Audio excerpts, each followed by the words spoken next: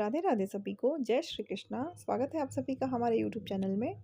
आज हम आपको सोमवार व्रत की कथा सुनाएंगे। कथा अच्छी लगे तो वीडियो को लाइक करें और चैनल को सब्सक्राइब करें।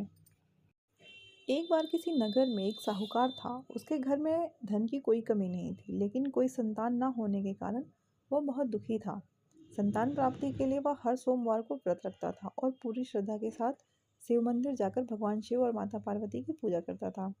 उसकी भक्ति देखकर एक दिन माँ पार्वती प्रसन्न होकर भगवान शिव से साहूकार की मनोकामना पूर्ण करने के लिए इच्छा व्यक्त की। माता पार्वती के आग्रह पर शिव जी ने साहूकार को पुत्र प्राप्ति का वरदान दिया, लेकिन उन्होंने बताया कि यह बालक 12 वर्ष तक ही जीवित रहेगा। माता पार्वती और भगवान शिव की बातचीत को साहूकार सुन रहा था, इसलिए उसे ना तो इस बात की खुशी थी और ना ही दुख। वह पहले की भांति शिव जी की पूजा करता रहा। कुछ समय बाद साहूकार की पत्नी ने एक पुत्र को जन्म दिया। जब वह बालक 11 वर्ष का हुआ तो उसे पढ़ने के लिए काशी भेज दिया गया। साहूकार ने पुत्र के मामा को बुलाकर उसे बहुत सारा धन देते हुए कहा कि तुम इस बालक को काशी विद्या प्राप्ति के लिए ले जाओ। तुम लोग रास्ते में यज्ञ कराते जाना और ब्राह्मणों को भोजन दक्षिणा देते हुए जाना। दोनों मामा भांजे इसी तरह करते, ब्राह्मणों को दान दक्षिणा देते और यज्ञ करते काशी नगरी निकल पड़े। इस दौरान रात में एक नगर पड़ा, जहाँ नगर के राजा की कन्या का विवाह था, लेकिन जिस राजकुमार से उसका विवाह होने वाला था वह एक आंख से काना था। राजकुमार के पिता ने अपने पुत्र के काना होने की बात को छुपाने के लिए सोचा, क्यों ना उसे साहूकार के पुत्र को दूल्हा बनाकर राजकुमारी से विवाह करा दूं। विवाह के बाद इसको धन देकर विदा कर दूंगा और राजकुमारी को अपने नगर ले जाऊंगा। लड़के को दूल्हे के वस्त्र पहनाकर राजकुमारी से विवाह करा दिया गया। साहूकार का पुत्र ईमानदार था, उसे यह बात सही नहीं लगी, इसलिए उसने अवसर पाकर राजकुमारी के दुपट्टे पर लिखा कि तुम्हारा विवाह तो मेरे साथ हुआ है, लेकिन जिस राजकुमार के संग तुम्हें भेजा जाएगा वह एक आंख से काना है। मैं तो काशी पढ़ने जा रहा हूँ। जब राजकुमारी ने चुन्नी पर लिखी बातें पढ़ी तो उसने अपने माता पिता को यह बात बताई। राजा ने अपनी पुत्री को विदा नहीं किया, फिर बारात वापस लौट गई। दूसरी ओर साहूकार का लड़का और उसका मामा काशी पहुंचे और वहां जाकर उन्होंने यज्ञ किया। जिस दिन लड़का 12 साल का हुआ उस दिन भी यज्ञ का आयोजन था। लड़के ने अपने मामा से कहा कि मेरी तबीयत कुछ ठीक नहीं है।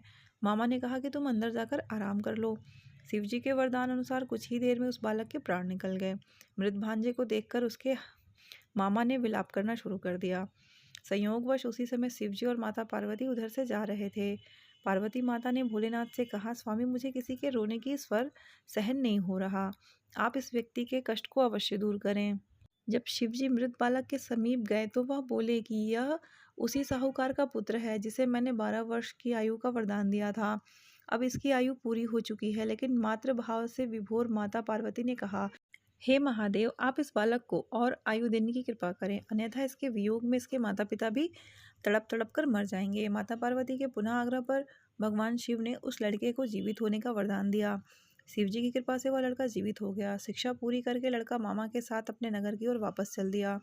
दोनों चलते हुए उसी नगर में पहुंचे जहां उसका विवाह था। उस नगर में भी उन्होंने यज्ञ का आयोजन किया। उस लड़के के ससुर ने उसे पहचान लिया और महल में ले जाकर उसकी खातिरदारी की और अपनी पुत्री को उसके साथ विदा किया।